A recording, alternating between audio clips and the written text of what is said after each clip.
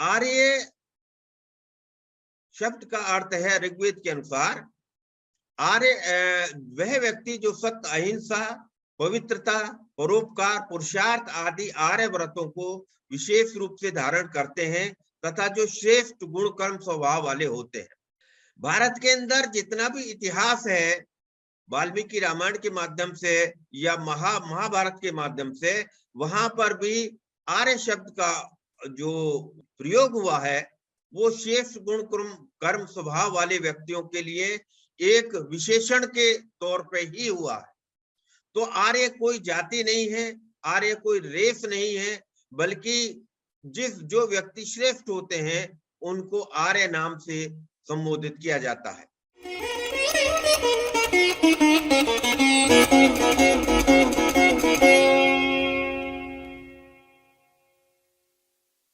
आज का विषय वह है, क्या बनिया, ब्राह्मण, ठाकुर विदेशी हैं?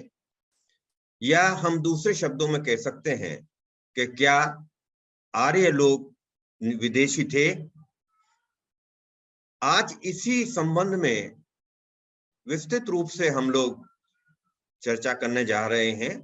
मैं जो अपनी बात रखने जा रहा हूं उसका क्रम कुछ ऐसा रहेगा कि सर्वप्रथम मैं भारतीय मान्यताओं के आधार पर जो मनुष्य उत्पत्ति है उसके बारे में चर्चा करेंगे, उनका स्थल कहाँ है उसके बारे में चर्चा करेंगे, और ये सारी चर्चा प्रमाण के साथ होगी।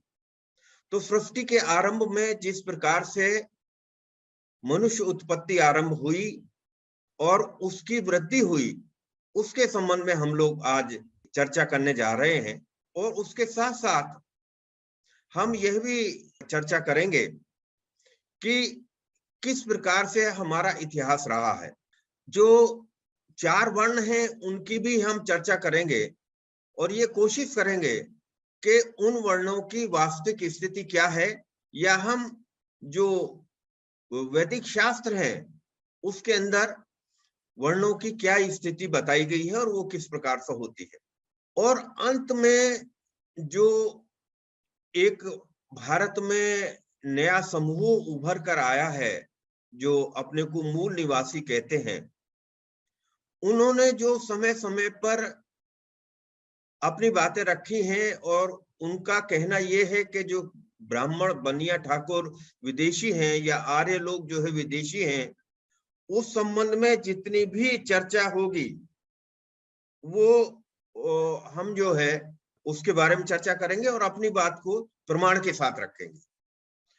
आज वास्तव में इस बात की बहुत आवश्यकता है कि हम लोग जो है इस तथ्य को रखें कि किस प्रकार से भारतीय समाज के अंदर जो सभी लोग भारतीय हैं, सभी लोगों के पूर्वज एक हैं, उन लोगों के अंदर विभाजन करने की कोशिश की जा रही है, उसका हम लोग आज खंडन करने जा रहे हैं।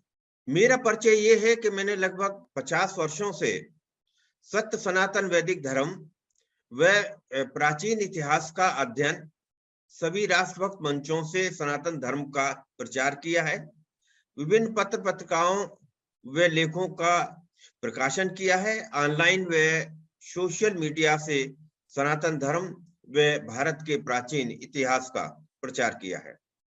आइए हम चर्चा करते हैं कि विश्व में किस प्रकार से मनुष्य उत्पत्ति हुई, उसके भारतीय जो शास्त्र हैं उसमें क्या प्रमाण उपलब्ध होते हैं।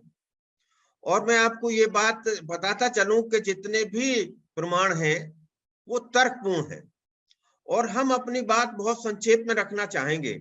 यजुर्वेद और मुंडको उपनिषद में ये लिखा गया है कि सर्वप्रथम ईश्वर ने अपनी व्यवस्था से बहुत सारे मनुष्य उत्पन्न किए, और कहाँ उत्पन्न किए उसके बारे में वर्णन आता है कि जो स्थान पृथ्वी पर सर्वप्रथम जल से बाहर आया यानी तिब्बत का क्षेत्र, वहां पर उत्पन्न हुए। इसके मैं आगे भी आपको प्रमाण दूंगा।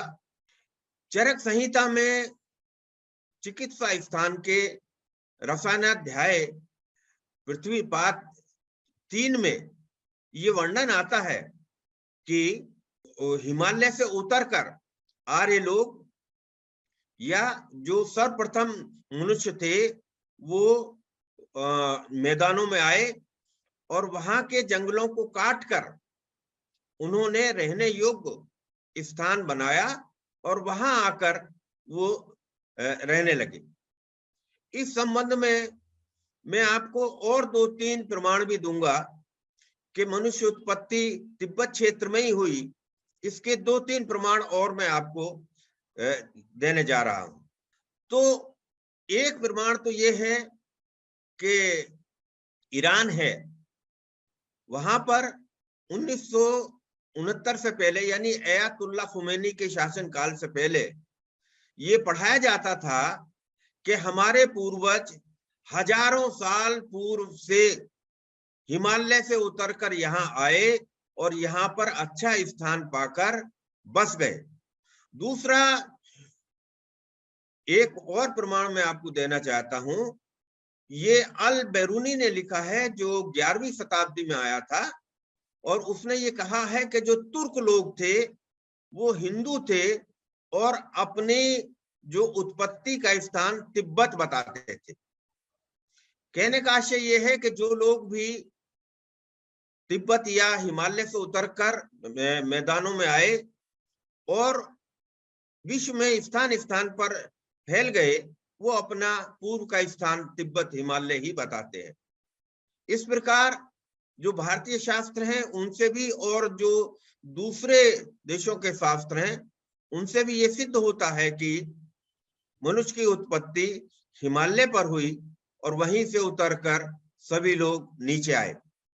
एक बात और समझने वाली है कि हमारे जितने देवी देवता हैं या जो प्राचीन लोग हैं उनका स्थान हिमालय ही कहा जाता है और वहीं जो है पहले स्वर्ग कहा जाता था, वहीं से उतर के सभी लोग आए।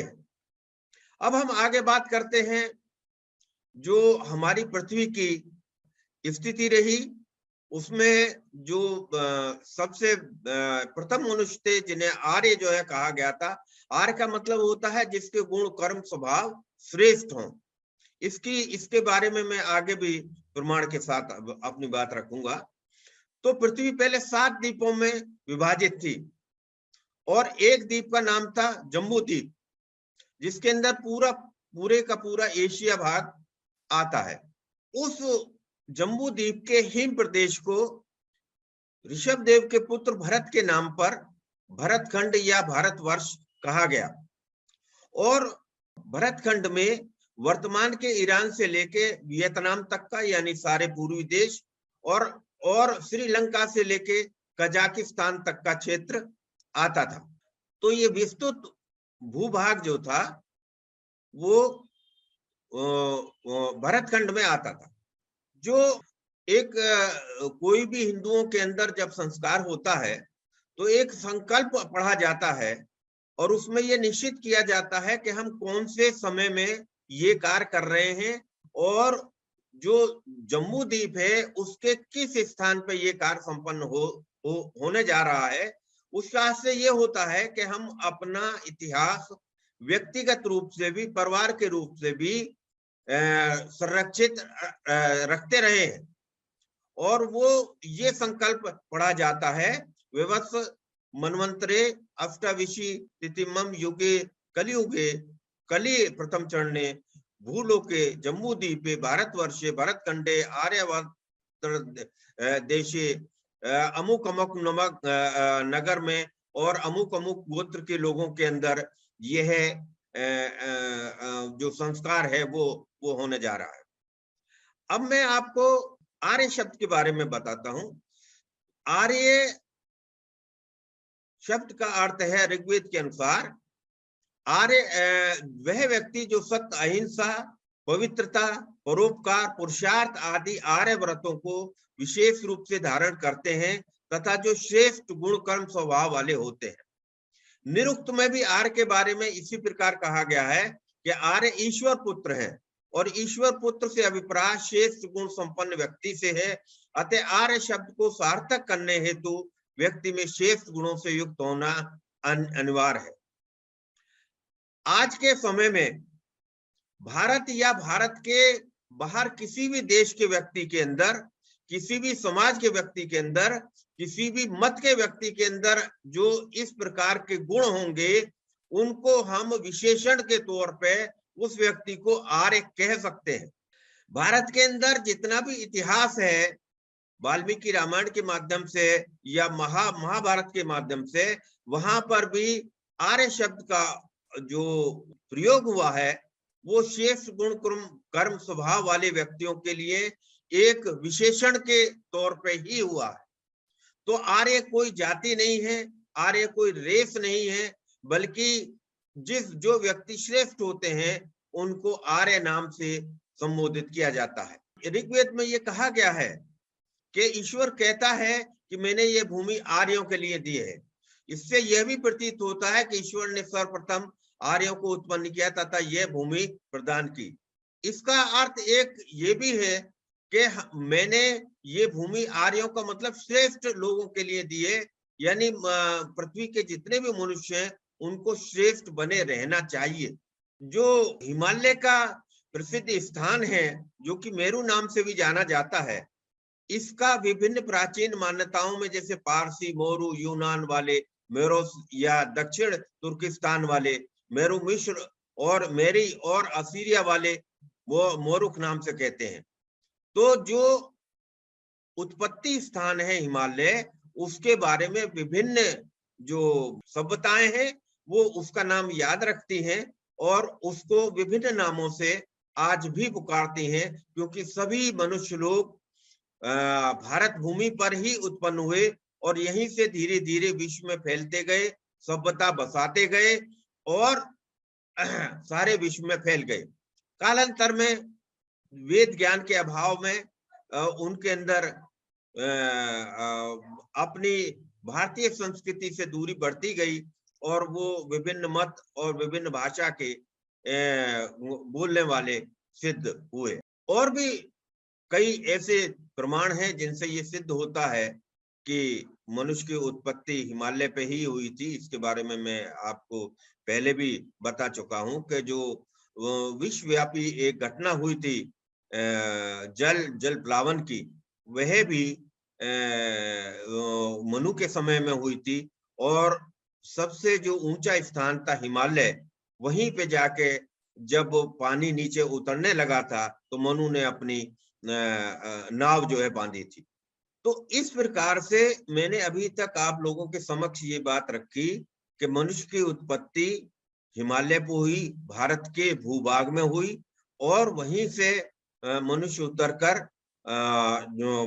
भारत के मैदानों में आए। और आर्य कोई रेस का नाम नहीं है, किसी जाति का नाम नहीं है, बल्कि यह एक विशेषण है जो किसी भी व्यक्ति के लिए प्रयुक्त किया जाता है जिसके अंदर गुण कर्म स्वभाव श्रेष्ठ हो। अब हम आगे बात करते हैं मनुष्य सृष्टि का आरंभ। तो जब सब लोग उतरकर मैदानों में आए तो वहां पे जो है जनसंख्या का विस्तार होने लगा। सर्वप्रथम जो मरीचि ऋषि थे उनके पुत्र हुए कश्यप, और कश्यप से दक्ष की पुत्री अदिति, दिति, दनु आदि 13 कन्याओं का विवाह हुआ। अदिति के पुत्र आदित्य जो है कहलाए या देव जो है कहलाए, और दिति वे दनु के पुत्र दैत्य या दानव कहलाए। विशेषकर दैत्य व दानवों द्वारा मध्य एशिया व यूरोप आदि में मानव बस्तियां आरंभ की और अपने पितृ पुरुष कश्यप के नाम पर कश्यप सागर रखा, जिसको आजकल अंग्रेजी में कैस्पियन सागर कहते हैं।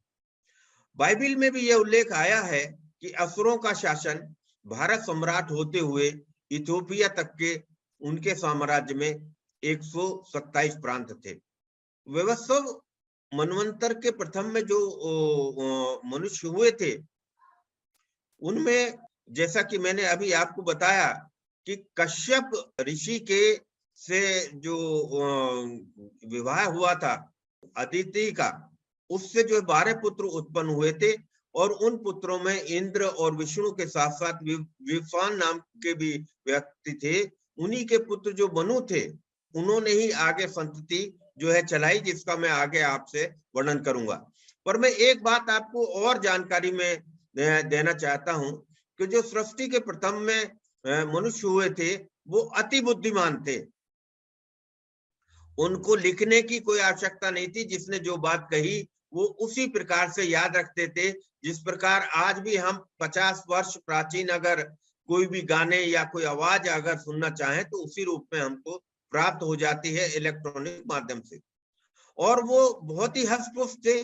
10 फीट से 15 फुट तक की उनकी हाइट होती थी, और 300 से 400 वर्ष तक वो लोग जो है जीते थे। और उदाहरण के तौर पर मैं आपको बता दूं कि जो रामकालीन भारद्वाज ऋषि थे, वो 300 वर्ष से अधिक तक जिए थे। व्यास ऋषि भी जो महाभारत कालीन थे, वो 300 वर्ष तक अधिक जिए थे। शांतनु का भाई वहालिक 180 वर्ष तक जिया था, और वो कौरवों की तरफ से जो है लड़ा था महाभारत युद्ध में। भीष्म भी 160-170 वर्ष तक इस प्रकार से जिए थे कि उनको कोई हराने वाला वहां था नहीं। वर्तमान में भी एक उत्तराखंड के अंदर बर्फीली रूपकुंड झील है, वहां पे 8 से 10 फीट लंबे कंकाल पाए गए। तो ये जो मैंने अभी आपको वर्णन किया कि सृष्टि के प्रथम में जो मनुष्य हुए, वो अति बुद्धिमान थे, अति शक्तिशाली थे और उन्नत बुद्धि के थे। संस्कृत जैसी भाषा जो लोग उपयोग करते हो, जो सर्वोत्कृष्ट भाषा है, उनके बारे में आप अनुमान लगा सकते हैं कि उनकी बुद्धि कितनी थी। तो प्रथम में ना कोई राजा था, ना कोई राज्य व्यवस्था थी। सभी लोग एक दूसरे को धर्मानुसार ही जीते थे। और वो फिर धीरे धीरे जब आपस में विश्वास घटने लगा, लोग बाग एक दूसरे के प्रति अच्छा व्यवहार करने से बचने लगे, तब उस समय के ऋषि लोगों ने एक राज्य व्यवस्था बनाने के लिए विवस्वान के जो वंशपुत्र थे मनु, उनको प्रथम राजा बनाया गया और उनको क्षत्रिय का कार्य दिया गया। अब आप इस अब तक की चर्चा से ये बात समझ सकते हैं कि सृष्टि के प्रथम में जो मनुष्य उत्पन्न हुए थे, वो सभी विद्वान थे, ऋषि श्रेणी में आते थे, या उनको आप ब्राह्मण श्रेणी में कह सकते हैं। और वो उन्हीं लोगों के वंशज आज सारे भारत के लोग हैं, और उन्हीं भारतीयों के वंशज सारे विश्व के लोग हैं।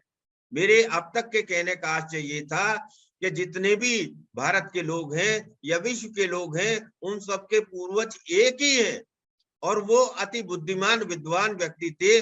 उनकी कोई जाति नहीं थी, केवल वो ऋषि की श्रेणी में आते थे।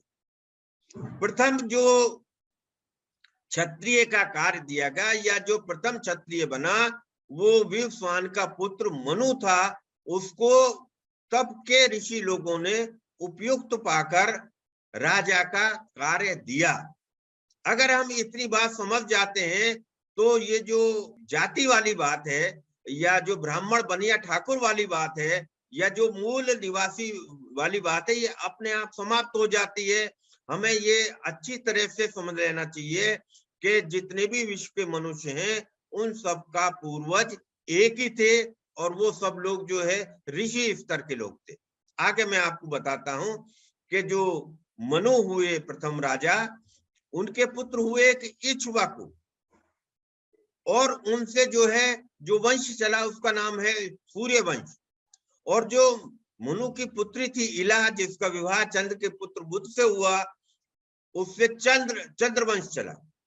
इसी प्रकार से जो भारत के सभी लोग हैं, या जहां जहां भी जो प्राचीन सभ्यताओं वाले हैं, वो अपने को या तो सूर्यवंशी बताते हैं या चंद्रवंशी बताते हैं। और कश्यप वंश की परंपरा में ही मनुष्य की वृद्धि आगे होती रही। ये क्षत्रियों का इतिहास है। अभी तक केवल क्षत्रिय और ब्राह्मण ही थे। जो मनु थे, उनके कुछ पुत्र ने वैश्य का कार्य करना उचित समझा। जैसे जो नाभा निर्दिष्ट थे उनके पुत्रों के द्वारा वैश्य का कार्य आरंभ कर दिया गया। इस प्रकार वैश्य वर्ण भी सर्वप्रथम जो है प्रकाश में आया। महाराजा मनु ने राज्य व्यवस्था चलाने के लिए वेदों के अनुसार एक व्यवस्था बनाई जिसको मनुस्मृति कहा जाता, या ये कहें कि वो विश्व का प्रथम कानून था जिसके तहत ही सारी व्यवस्था भारत में और विश्व भर में चलती थी। मनुस्मृति के संबंध में आगे हम और भी चर्चा करेंगे, लेकिन अभी मैं केवल आपको ये बताने जा रहा हूं। मनुस्मृति के 2 श्लोक बहुत ही मुख्य है और उन 2 श्लोक का अर्थ है कि पुंड्रक, ओंड, दविन, कंबोज, यवन, शक, पारत, पल्लव, चीन, किरात, दरद और शक ये पहले क्षत्रिय जातियां ही थी और इन्हीं जातियों ने या इनके पूर्वजों ने ब्राह्मणों के उपदेश को न मानने के कारण कालांतर में वो धीरे धीरे पतित हो गई और ये इस नाम से जाने जाने लगी। इन श्लोकों का अर्थ ये है कि भारत या भारत के बाहर जितने भी लोग हैं वो सब पहले क्षत्रिय जातियां ही थी, लेकिन ब्राह्मणों के उपदेश न मानने के कारण या वेद ज्ञान को न जानने के कारण वो विभिन्न नामों से जाने जाने लगी। इसके संबंध में आगे भी अपन चर्चा करेंगे। तो इस प्रकार से ये भारत के अंदर जो उत्पन्न मनुष्य थे वो सभी क्षत्रिय थे। कुछ लोग वैश्य हो गए थे। अभी तक ब्राह्मण, क्षत्रिय और वैश्य थे, शूद्र नहीं थे। सभी लोग बुद्धिमान होते थे। जो भारत की काल गणना है उसको हम इस प्रकार से सूक्ष्म में बता सकते हैं कि उसको प्रलय काल तक का समय 14 मनवंतरों में बांटा गया है और प्रत्येक मनवंतर में 71 चतुर्युगी होती हैं। वर्तमान में 7वां मनवंतर चल रहा है जो कि व्यवस्थित मनवंतर कहा था, उसकी 28वीं चतुर्युगी चल रही है और उस 28वीं चतुर्युगी का भी कलयुग चल रहा है। और कलयुग का आरंभ कब हुआ, ये भारतीय शास्त्रों के अलावा मैं एक विदेशी विद्वान जो कि जीन सेल्वन वैली थे, जो फ्रेंच के ज्योतिषाचार्य थे, उन्होंने गणना कर यह बताया कि कलयुग का आरंभ ईसा पूर्व 3102 वर्ष पूर्व 20 फरवरी को 2:27:30 पर हुआ। यानी ईसा से 3102 वर्ष पूर्व तो महाभारत काल है, ये निश्चित हो चुका है।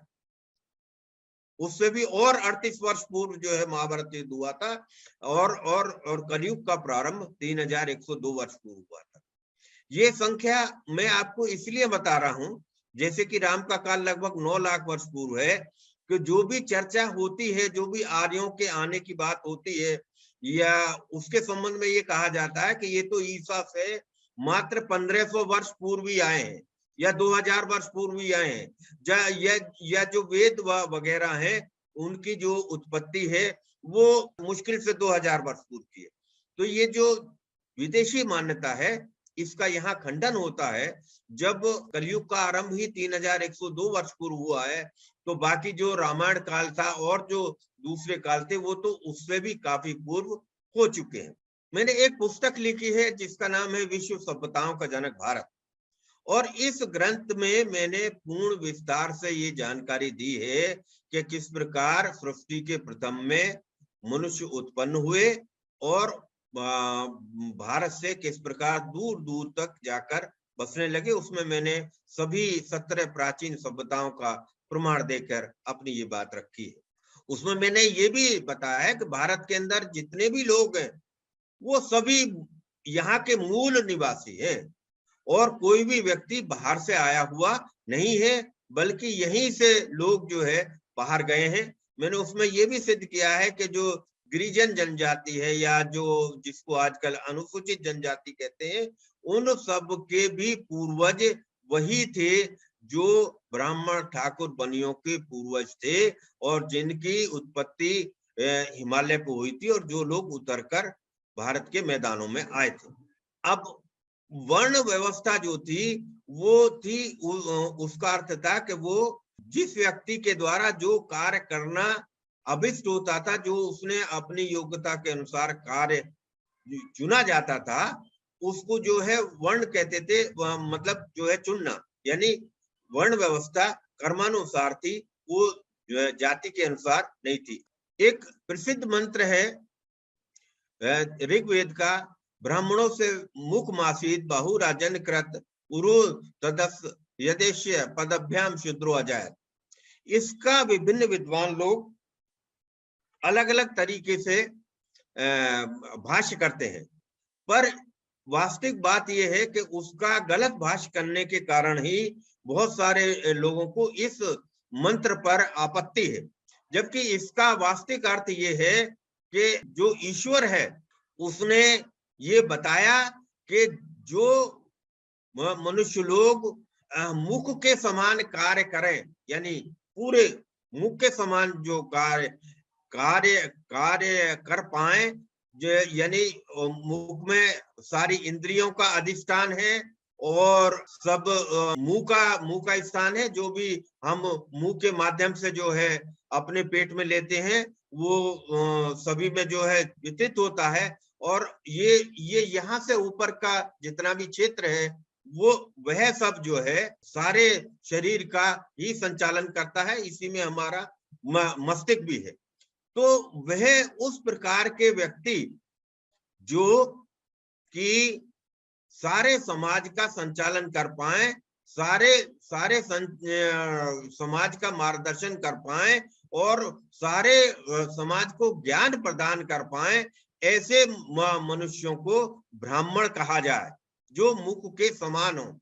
उसमें यह भी बताया गया है, क्योंकि मैं अति संक्षेप में अपनी बात रख रहा हूं, कि दूसरा ये आता है कि जो भुजाओं के मुख्य रूप से, यानी जो ऐसे मनुष्य हैं जो रक्षा का कार्य कर सकते हैं, जिनका सामर्थ्य है और जिनके अंदर साहस व उत्साह है, वह व्यक्ति क्षत्रिय वर्ण में गिने जाएं। इसका अर्थ यह है। और जिस प्रकार जो है शरीर का मध्य भाग है, जिसके अंदर सभी जो है जो भी हम खाते हैं वो जाके इकट्ठा होता है और वहां से वितरण होता है। जो लोग ऐसे हों समाज में जो वस्तुओं को प्राप्त कर सकते हो और बराबर जो है वितरण कर सकते हो, प्रजनन का कार्य जहां से हो सकता हो, उन लोगों को वैश्य कहा गया है, जो उत्पादन के योग्य हो और यथा योग्य उसका जो है वितरण कार्य कर पाए। इसके बाद जो आखिरी आता है शूद्र, जिसको आजकल लोग काफी जो है निम्न रूप से मानते हैं। वैदिक व्यवस्था में उसको निम्न नहीं माना गया है। मैं आगे भी और बहुत सारे उदाहरण आपके सामने रखूंगा। तो जो व्यक्ति इन तीनों का कार्य ना कर पाए, यानी जो जो जो बुद्धि का कार्य नहीं कर पाए, समाज का संचालन नहीं कर पाए, जो राष्ट्र की रक्षा करने में भी समर्थ नहीं हो, जो उत्पादन और वितरण करने में भी संभव नहीं हो और अपने को उचित न माने, ऐसे व्यक्तियों को चाहिए कि वो राष्ट्र की सेवा में शिल्प आदि कर्म करके सम्मानित जीविका का उपार्जन करें और समाज की सेवा करें।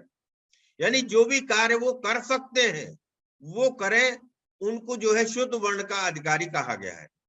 यह व्यवस्था जाति व्यवस्था नहीं थी, वर्ण व्यवस्था थी। इसका अर्थ यह है कि जो व्यक्ति अपने लिए जैसा कार्य अपनी क्षमता के अनुसार चुन सकता है, उसको वैसा ही व्यक्ति कहा जाए।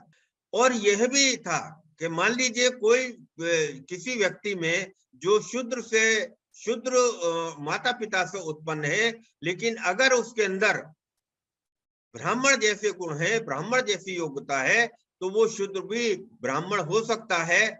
और इसी प्रकार जो है क्षत्रिय वर्ण का व्यक्ति भी ब्राह्मण हो सकता है, और अगर उसके अंदर गुण कर्म स्वभाव नहीं है तो वो शूद्र हो सकता है। ऐसा मनुस्मृति के 10वें अध्याय के 65वें श्लोक में कहा गया।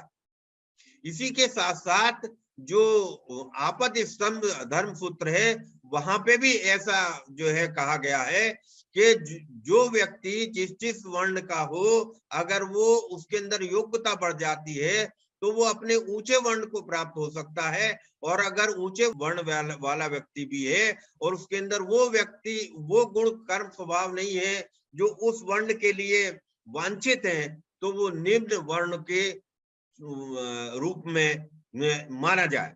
तो ये कोई निश्चित नहीं था कि जो ब्राह्मण है उसका पुत्र सदैव ही ब्राह्मण रहेगा या जो शूद्र है उसका पुत्र सदैव ही शूद्र रहेगा। जिस प्रकार से एक डॉक्टर का बेटा बगैर एमबीबीएस करे हुए डॉक्टर नहीं हो सकता, उसी प्रकार एक ब्राह्मण का पुत्र भी जब तक उसमें ब्राह्मण के गुण कर्म स्वभाव नहीं वो प्राप्त कर लेता ज्ञान से, स्वाध्याय से, गुरुकुल से अध्ययन करके, तब तक वह ब्राह्मण नहीं कहा जा सकता। ऐसी वैदिक व्यवस्था थी।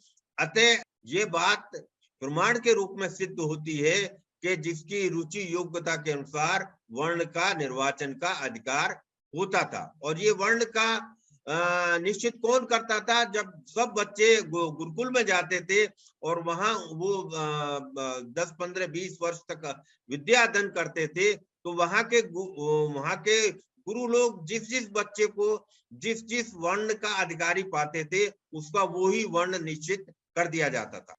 बहुत सारे इतिहास में इसके उदाहरण मिलते हैं और यदि मैं सारे उदाहरण आपको जो है बताऊंगा तो काफी समय लग जाएगा। और कुछ उदाहरण मैं आपको बाद में बताऊंगा और कुछ उदाहरण मैं अभी बता रहा हूं। जैसे कि ऐत्रेय ब्राह्मण में कवश एलेशु जो थे वो शूद्र जाति के थे, लेकिन वो उनकी योग्यता के अनुसार उनको जो है ब्राह्मण वर्ण दिया गया।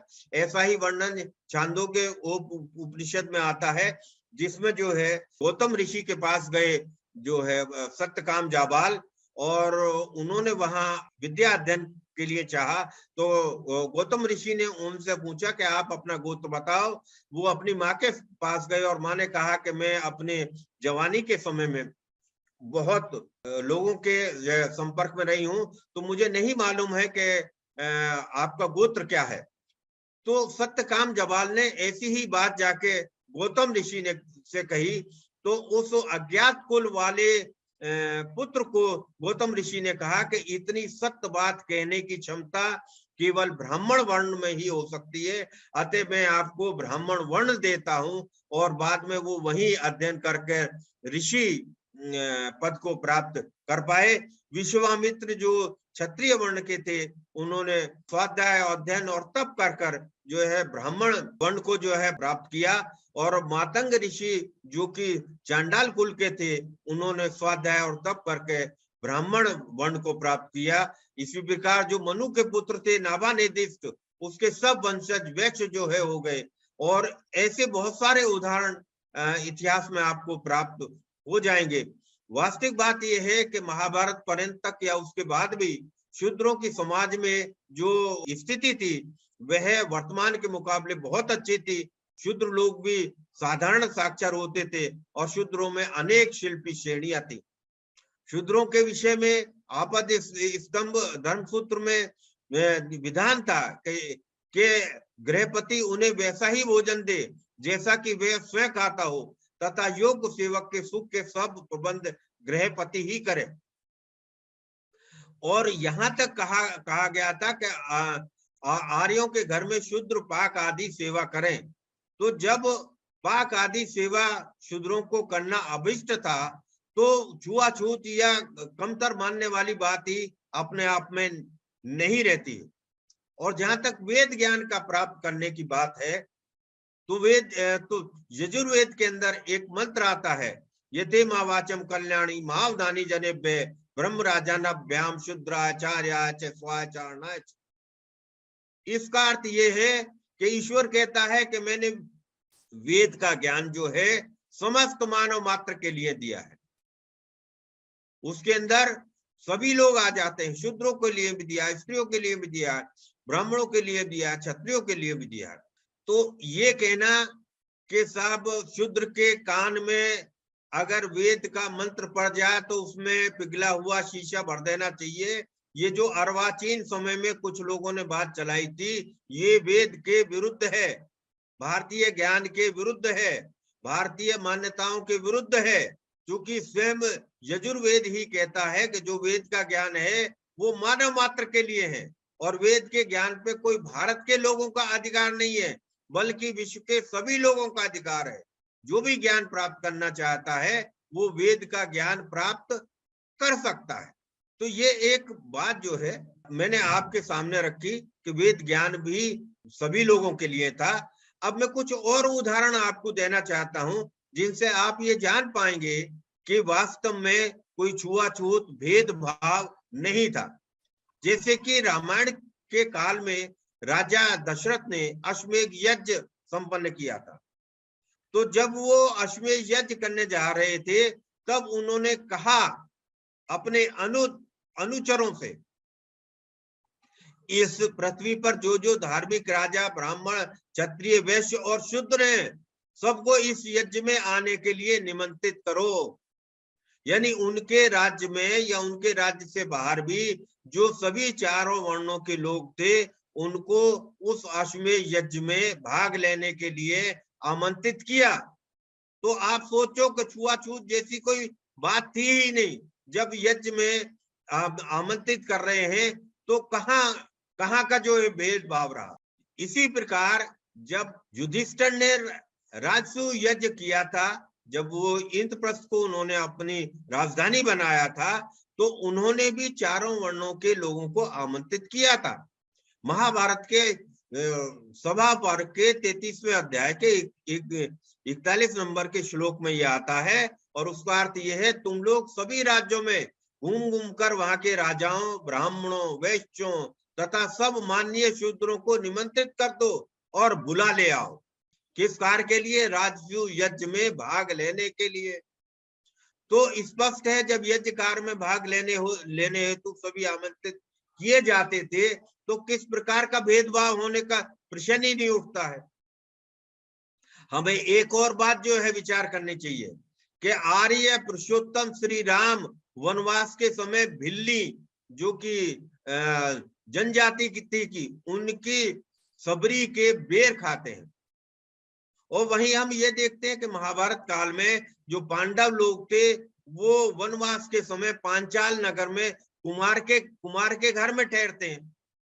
तो भैया प्राचीन समय में कहाँ की छुआछूत थी। और भी मैं बहुत सारे उदाहरण आपके सामने रखूंगा। मनुस्मृति के बारे में एक बात कही जाती है कि साहब इसमें शूद्रों को नीचा दिखाने के लिए, गुलाम बनाने के लिए तरह तरह के जो है निर्देश दिए गए हैं, जबकि ये बात झूठ है। महाराजा मनु ने जो मनुस्मृति बनाई थी वो वेदों के निर्देशानुसार ही बनाई थी। उसमें कहीं भी भेदभाव का कोई भी चिन्ह नहीं मिलता है। हाँ, ये हो सकता है कि उसके अंदर कुछ श्लोक बाद में लोगों ने मिला दिए हों और उनसे ये प्रतीत होता हो, पर हमें ये भी देखना चाहिए कि महाराजा मनु की जो न्याय प्रियता थी वो कितनी उच्च कोटि की। वो अपने एक श्लोक में कहते हैं कि शूद्र को चोरी से 8 गुना दंड मिलना चाहिए, लेकिन वही वो कहते हैं वैश्य को 16 गुना दंड जो है मिलना चाहिए, क्षत्रिय को 32 गुना दंड मिलना चाहिए और ब्राह्मण को 64 गुना दंड मिलना चाहिए। और उसका आधार यह है कि जिस व्यक्ति में जितना जितना ज्ञान है, अगर वो नियम का उल्लंघन करता है और जो अधिक ज्ञान वाला है उसने अगर नियम का उल्लंघन किया, चोरी करी है, तो उसको अधिक दंड लेना चाहिए, और जिसे कम ज्ञान है उसको कम दंड देना चाहिए। तो जो लोग कहते हैं कि साहब शूद्रों को दबा के रखा, ये बात बिल्कुल गलत होती है, क्योंकि महाराजा मनु बहुत ही न्याय प्रिय व्यक्ति थे। हुआ ये कि महाभारत के उपरांत जो युद्ध हुआ था उसमें सभी विद्वान लोग जो है मारे गए थे और भारत के समाज में विद्या का ह्रास होने लगा था। तो चारों वर्णों में गुण कर्म स्वभाव में कमी आती गई। तो फिर उसके उपरांत जिस व्यक्ति के द्वारा भी जो कार्य करना अभिष्ट समझा गया, उसके आने वाले जो बच्चे थे उन्होंने भी वही कार्य करना आरंभ कर दिया और वर्ण व्यवस्था जो है बदल के जाति व्यवस्था में बदल गई। जबकि भारतीय समाज के अंदर, वैदिक धर्म के अंदर कहीं भी जाति व्यवस्था का जिक्र नहीं है। वह सभी जो है वर्ण व्यवस्था के अंतर्गत ही आते।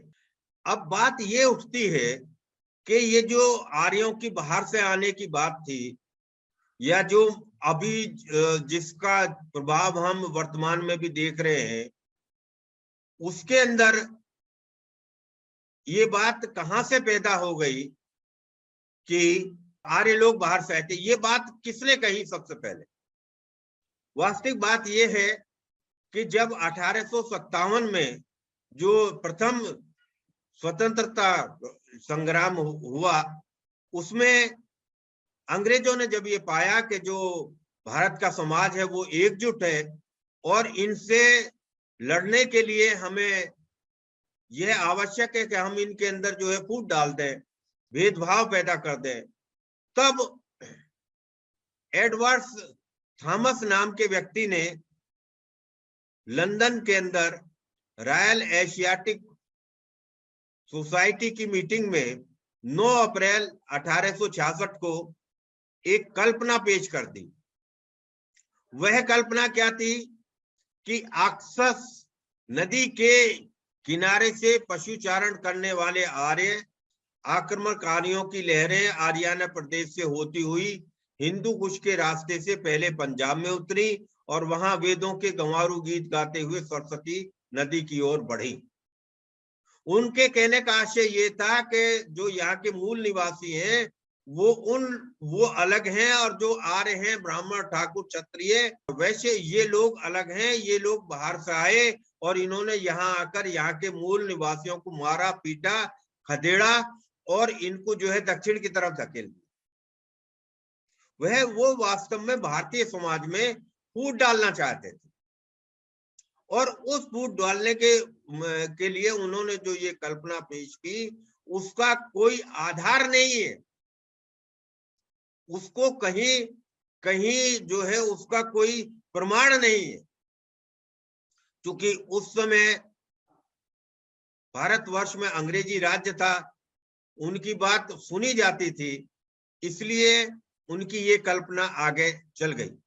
बहुत सारे भारतीय लोगों ने भी इसका जो है समर्थन कर दिया, पर महर्षि दयानंद सरस्वती ने सर्वप्रथम 1875 में स्पष्ट शब्दों में कहा कि आर्य लोग कहीं बाहर से नहीं आए, बल्कि इसी भारत में यानी आर्यवर्त में उत्पन्न हुए और सभी लोग यहीं से विश्व भर में फैलते गए। तो ये जो एक चिंगारी आरंभ करती थी अंग्रेजों ने, वो आज काफी अज्ञानता के कारण फल फूल रही है। इसके बारे में आगे हम चर्चा करेंगे। अब इसके संबंध में जो मूल निवासी लोग अपनी बात कहते हैं कि साहब हम यहाँ के मूल निवासी हैं और ये ब्राह्मण क्षत्रिय और वैश्य ये बाहर से आए, ये आर्य लोग हैं, उसके संबंध में जो डॉक्टर भीमराव अंबेडकर हैं, उन्होंने अपनी स्पीचेस खंड 7 में ये लिखा है कि आर्यों का मूल स्थान का सिद्धांत वैदिक साहित्य से मेल नहीं खाता। वेदों में गंगा, यमुना, सरस्वती के प्रति आत्मीय भाव है। कोई विदेशी इस तरह नदी के प्रति आत्म स्नेह संबोधन नहीं कर सकता।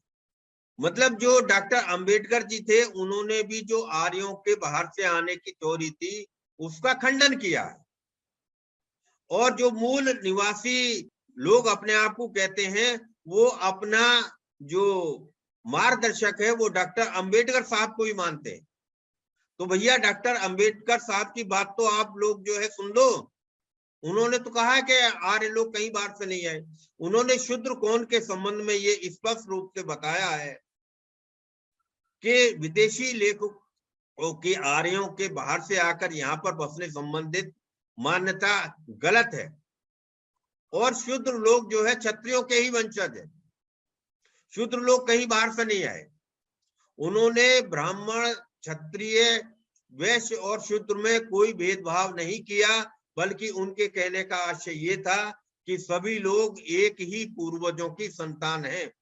उन्होंने ये भी कहा कि वेदों में आर्य जाति के रूप में कोई जानकारी नहीं मिलती। वेदों में ऐसा कोई प्रसंग का उल्लेख नहीं है जिससे यह सिद्ध हो सके कि आर्यों ने भारत पर आक्रमण कर यहाँ के मूल निवासी दासों दस्युओं को विजय किया। उन्होंने यह भी बताया कि आर्य दास और दस्यु जातियों के अलगाव को सिद्ध करने के लिए कोई साक्ष्य वेदों में उपलब्ध नहीं है।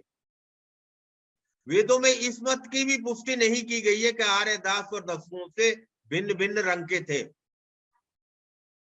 डॉक्टर अंबेडकर साहब ने स्पष्ट रूप से शूद्रों को भी आर्य कहा है। शूद्र कौन है, यह प्रश्न संख्या 80 पर यह बात कही गई है। अगर अंबेडकरवादी सच्चे अंबेडकर को मानने वाले हैं तो अंबेडकर साहब की बातों को तो वो लोग जो है माने ना। तो अंबेडकर साहब का स्पष्ट मत था कि सभी लोग जो चारों वर्ण हैं वो सभी भारतीय ही हैं और मूल निवासी जैसी बात नहीं। तो ये बात मैंने आपके सामने रखी अंबेडकर साहब के माध्यम से। अब मैं कुछ और साक्ष्य आपके सामने रखने जो है जा रहा हूं। अब कुछ लोग कहते हैं कि सब बौद्ध धर्म जो है वही सही धर्म है। अरे भाई, महात्मा बुद्ध तो इक्ष्वाकु वंश के थे, सूर्यवंशी क्षत्रिय थे, और उन्होंने कोई भी नया मत नहीं चलाया।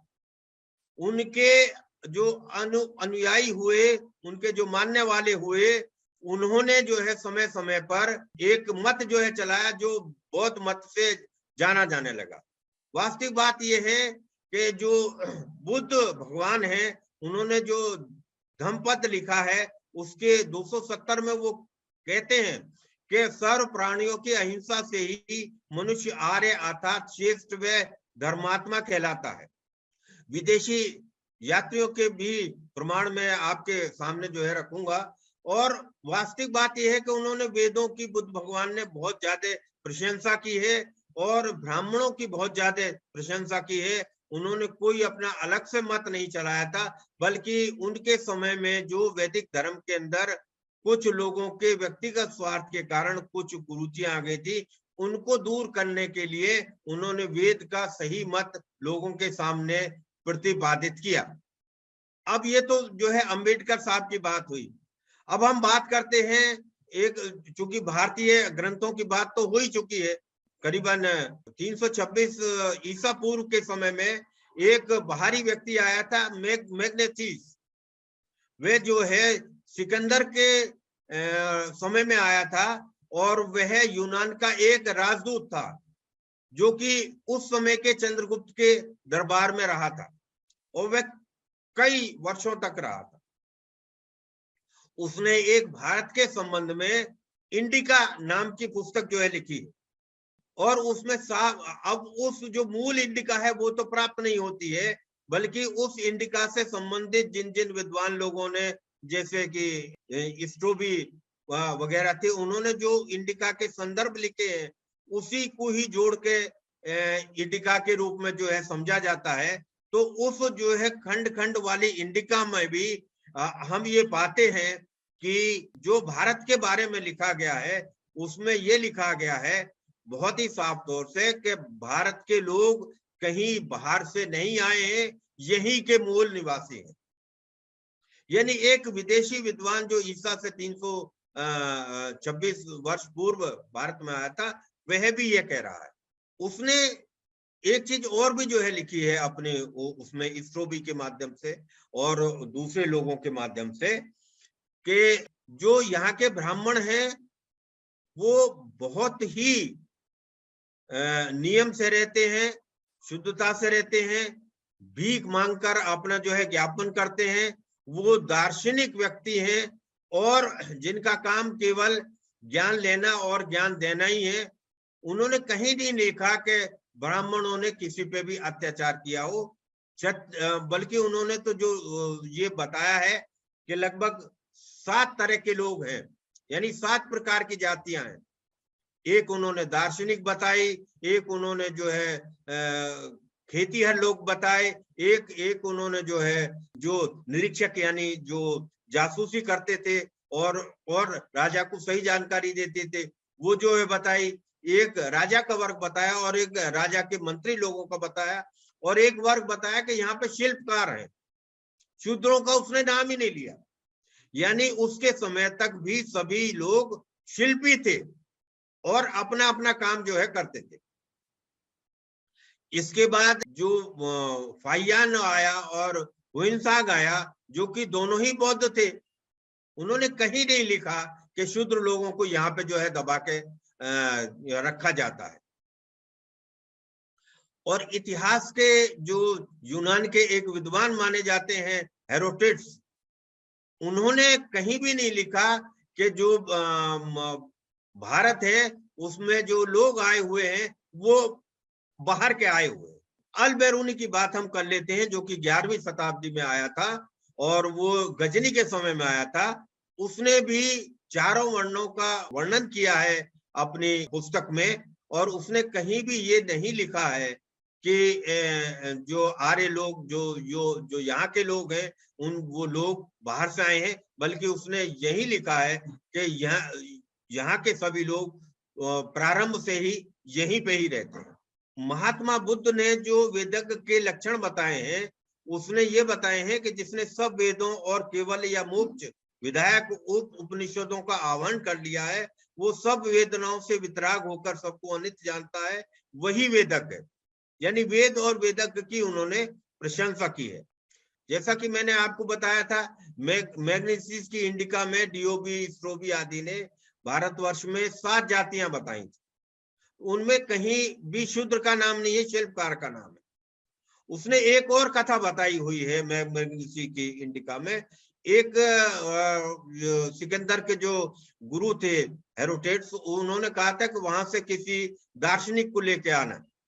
तो सिकंदर एक दंडी स्वामी के पास में गए और उनसे कहा कि आप हमारे साथ चलो। तो उन्होंने कहा कि भाई तुम कहीं के भी राजा होगे, पर मैं इस भारत का रहने वाला हूं, भारत में ही रहूंगा।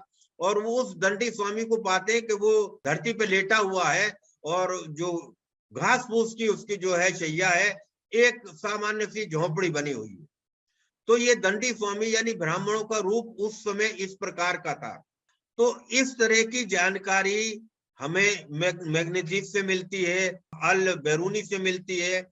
और अल बैरूनी तो ये भी लिखता है कि शुद्ध वर्ण के लोग भी उसके समय में यज्ञोपवीत पहनते थे, भगवान का चिंतन करते थे, धर्मशीलता के कार्य करते थे, और उनको भी दान देने की आज्ञा थी। यानी 11वीं शताब्दी तक भी सभी वर्णों की बड़ी अच्छी स्थिति थी और शूद्रों की भी बहुत अच्छी स्थिति। यज्ञोपवीत पहनते थे, इसका मतलब ये है कि उनका संस्कार भी होता था। अब एक बात आती है राखी गढ़ी की बात, बहुत लोग करते हैं मूल ये निवासी के, जो अपने आप को मूल निवासी कहते हैं। तो राखी गढ़ी के उत्खनन कार्य में यह परिणाम सामने आए हैं कि भारत के अंदर जितनी भी जातियां रहती हैं वह सब भारतीय ही हैं। वहां के जो उत्खनन कार्य हुआ था और वहां पे जो अस्थि पंजर पाए गए थे, उसमें उसका जो है डीएनए टेस्ट किया गया और उस डीएनए में ये पाया गया कि उसका जो मिलान है वो भारत के लोगों से होता है। तो उस समय जो वहां के मुख्य पुरातत्व शास्त्री थे और उप कुलपति थे जो डिकेन कॉलेज पुणे है, जो कि यूनिवर्सिटी की मानद माना जाता है, डॉक्टर वसंत शिंदे जी, उन्होंने एक अस्थि पंजर का डीएनए निकाला और भारत के 3500 लोगों का भी डीएनए निकालकर भारत में हार्वर्ड यूनिवर्सिटी की लैब में टेस्ट होने के लिए भेजा। और वहां उन्होंने ये निष्कर्ष निकाला कि जो 5000-6000 साल पहले जो अस्थि पंजर भारत में पाए गए हैं, जो राखी गढ़ी में पाए गए हैं, वह उनका डीएनए भारत के लोगों से मिलता है। उन्होंने ये सिद्ध किया कि जो आर्य की इन्वर्जन थ्योरी है वो पूर्णतया गलत है। राखी गढ़ी का ये एक उदाहरण उन्होंने दिया। अब मैं कुछ चीजें और आपके सामने रखना चाहता हूं कि जो हमारे मूल निवासी ग्रुप वाले भाई हैं वो कुछ और बात कहते हैं। मैंने बहुत सारे वीडियो का अध्ययन किया है और उनको जो है देखा है। आज उन सभी का जवाब मैं आप सबको देना चाहता हूं। बस बहुत ही जल्दी में मैं अपनी बात रखूंगा। उन्होंने लिखा है कि ऋग्वेद में लिखा है कि आर्य लोग उत्तरी ध्रुव से आए। आर्य वेदों में कोई इतिहास नहीं है। कोई जानकारी नहीं है और वेदों में कहीं नहीं लिखा है कि आर्य लोग उत्तरी ध्रुव से आए। और जहां तक उनका ये कहना है कि सब नेहरू जी ने कहा है, राहुल सांकृत्यायन ने कहा है, राजा राममोहन ने कहा है, गांधी जी ने कहा है, और कोई सेन है कलकत्ता के, उन्होंने भी कहा है कि आर्य लोग बाहर से आए थे। भाई बात यह है कि इन लोगों ने तो कहा कि आर्य लोग बाहर से आए थे, या उन्होंने बताया कि उनका स्थान उत्तरी ध्रुव है या यूरेशिया है, लेकिन कोई प्रमाण भी दिया क्या? अरे भाई प्रमाण तो महर्षि दयानंद ने 1875 में ही दे दिया अपने सत्यार्थ प्रकाश में, और ये कहा कि जब हमारे किसी ग्रंथ में नहीं लिखा या भारत के किसी भी ग्रंथ में नहीं लिखा कि आर्य लोग बाहर से आए, तो हम किसी की बात क्यों माने? और न केवल उन्होंने कहा, बल्कि जो वैदिक विद्वान हुए हैं उन्होंने जो है, यानी एक क्रम है, एक क्रम ये है कि पंडित गंगा प्रसाद एमए 1909 में, और आचार्य रामदेव 1912 में, तुलसी राम जी 1913 में, प्रोफेसर बालकृष्ण एमए 1918 में, पंडित रघुनंदन शर्मा 1931 में, पंडित भगवत दत्त जी जिनका लिखा हुआ इतिहास विदेश के लोग भी मानते हैं, उन्होंने 1940 में, पंडित धर्मदेव विद्या मातंड 1955, और सत्यवत विद्या अलंकार 1964 में, वैद्यनाथ शास्त्री भी 1964 में, गुरुदत्त 1959 में, और बहुत सारे वैदिक विद्वानों ने समय समय पर ये कहा है कि जो आर्य लोग हैं वो भारत के ही हैं, और उनके ये प्रमाण उन्होंने अपनी पुस्तकें जो है लिख। तो वो जो हमारे मूल निवासी भाई हैं, या तो वो अज्ञानता के कारण इस बात का प्रचार कर रहे हैं, या वो किसी राजनीतिक एजेंडा के तहत कर रहे हैं, या उनके अंदर कुछ कुंठा भरी हुई है, इसलिए वो ऐसा जो है प्रचार कर रहे हैं। तो भाई आप लोग वैदिक विद्वानों की बात भी तो मानो ना। एक साहब ये बता रहे थे कि साहब जो राखी गढ़ी की खुदाई है उसमें R1A1 जीन नहीं पाया गया है। तो डॉक्टर राय बताते हैं जो राखी गढ़ी की खुदाई में साथ रहे हैं, उनका ये कहना है कि R1A1 जीन जो है वो भारत के मात्र 65 लोगों में ही पाया जाता है, 65% लोगों में नहीं पाया। इसका आशय ये है कि जो ब्राह्मण ठाकुर और बनिया है उनके 65% लोगों में ही ये जीन पाया जाता है। तो ये कोई जीन जो है, कोई एक जीन कहीं पाया जाना या ना पाया जाना ये सिद्ध नहीं करता कि आर्य लोग बाहर से आए थे कि नहीं आए थे। जिस व्यक्ति का वहां से जो जीन लिया गया और उसको टेस्ट के लिए भेजा गया, हो सकता है वो बाकी 35% जैसा हो, जो कि ठाकुर बनिया ब्राह्मण जैसा हो। वैसे भी मनुष्य के अंदर या किसी भी जीव के अंदर हजारों जीन होती हैं। तो इसको हम पॉपुलेशन जेनेटिक्स के द्वारा ही निर्धारित कर सकते हैं। क्योंकि मैं भी एक जेनेटिक्स का जो है विद्यार्थी हूँ, तो इस बात को मैं कह सकता हूँ कि मात्र जीन कहीं पाए जाने पे या ना पाए जाने से ये सिद्ध नहीं होता कि आर्य लोग बाहर से आए थे, जब तक उसका कोई पुख्ता प्रमाण किसी के पास नहीं हो। कुछ लोग कहते हैं कि सब मल्लिकार्जुन खड़गे ने भी संसद में कह दिया था। अरे भाई जो उनकी जानकारी थी सो उन्होंने कह दिया, उन्होंने कोई प्रमाण दिया क्या? अब मैं कुछ और प्रमाण आपको देता हूं कि कहाँ भेदभाव पूर्व में रहा कि नहीं रहा। आप देखिएगा कि महाभारत काल में जो शांतनु राजा थे, वो एक निषाद राज की लड़की सत्यवती से विवाह करना चाहते थे। अगर उस समय मान लो शूद्रों को दबाया जाता तो वो काहे को इतनी सारी शर्त मानते और भीष्म को क्यों जाके उस निषाद राज को वचन देना पड़ता कि मैं अपना विवाह नहीं करूंगा या और मेरे पुत्र नहीं होंगे, और जो निषाद राज की कन्या से पुत्र होंगे वही जो है हस्तिनापुर पे शासन करेंगे। क्योंकि उस समय के लोग न्याय प्रिय थे।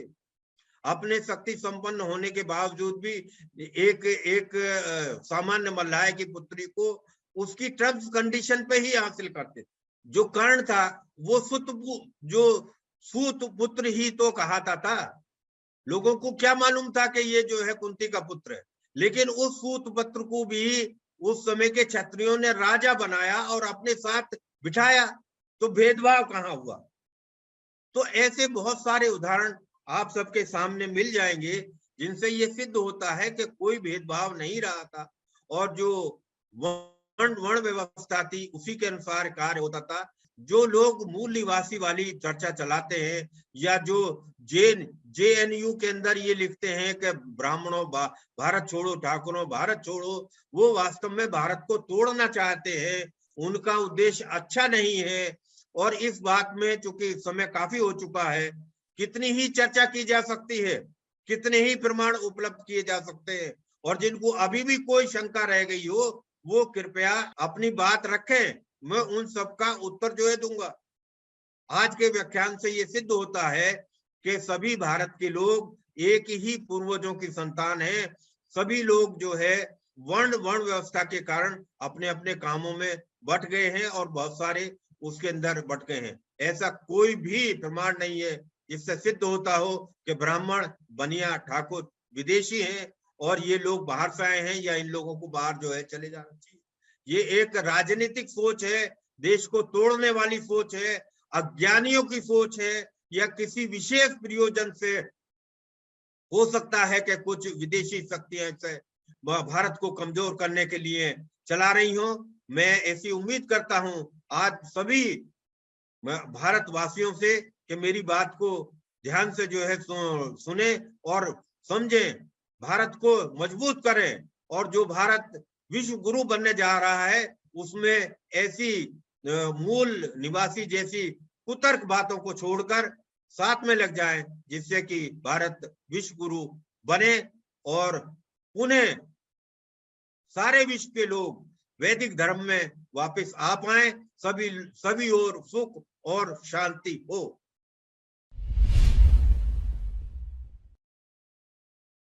मेरा आपसे ये प्रश्न है, मैंने भी बायोलॉजी और पढ़ी है और मैं इसी चीज के ऊपर काफी सालों से अध्ययन कर रहा हूँ।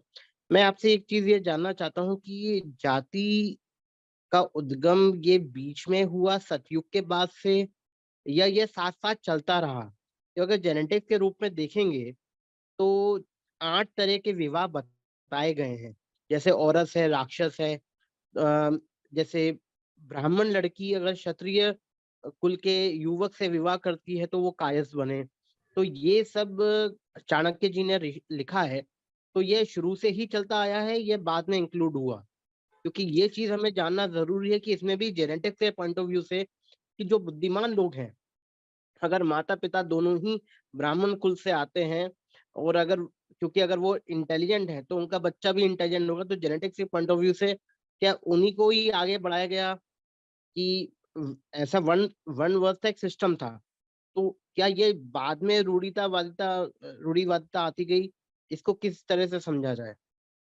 नहीं, वास्तविक बात यह है कि जो भारत है उसके अंदर वर्ण व्यवस्था है। जाति व्यवस्था तो है ही नहीं, और जाति का नाम भी नहीं है। वर्ण का अर्थ होता है चुनना। जिस व्यक्ति ने अपनी सामर्थ्य के अनुसार योग्यता प्राप्त कर जिस प्रकार का कार्य करने की सोची, उसका वही वर्ण हुआ। ऐसा जो है भारतीय समाज में रहा है। और जहां तक बात ये आती है कि सब ब्राह्मण लोगों का पुत्र ही ब्राह्मण होगा, ऐसा नहीं है। जो भारतीय व्यवस्था है या जो दार्शनिक स्थिति है उसके अंदर ये है कि जैसा व्यक्ति गुण कर्म अपने जीवन में करता है उसी के अनुसार उसको अगला जीवन भी मिलता है। तो किसी भी वर्ण में कि कैसी भी बुद्धि का व्यक्ति जो है पैदा हो सकता है, और वह वैदिक वर्ण व्यवस्था के अनुसार जैसे कर्म करने लायक वह व्यक्ति होगा उसको वही वर्ण दिया जाएगा। आइए हम एक वर्तमान किसी भी संस्थान की अगर बात करें तो उसमें जो संस्थान का प्रमुख होता है या जो नीति के निर्धारण करने वाले होते हैं वो चाहे किसी भी जाति से आए, लेकिन वो वही होते हैं जो अति बुद्धिमान होते हैं, जो चिंतनशील होते हैं, जो स्वाध्यायी होते हैं, जिन्होंने बातों को अच्छी तरीके से समझा होता था। और उसके बाद जो लोग होते हैं वो लोग होते हैं जो उनकी बातों को अमल में लाते हैं, यानी वैश्य गण हो गए। और क्षत्रियगण वो हो गए जो उस संस्थान की रक्षा करते हैं। और जो तीनों का कार्य नहीं कर पाते हैं, जिनके अंदर तीनों का कार्य करने की क्षमता नहीं होती है, वो जो है चौथे दर्जे के लोग होते हैं, जो बाकी लोगों की सेवा करते हैं। तो ये एक सामान्य सा सिद्धांत है। इसको आप भारतीय वर्ण व्यवस्था समझो या किसी भी संगठन को चलाने की, किसी भी संस्थान को चलाने की एक तरीका है, और ये प्राकृतिक तरीका है, इसमें कोई बात की बात नहीं है।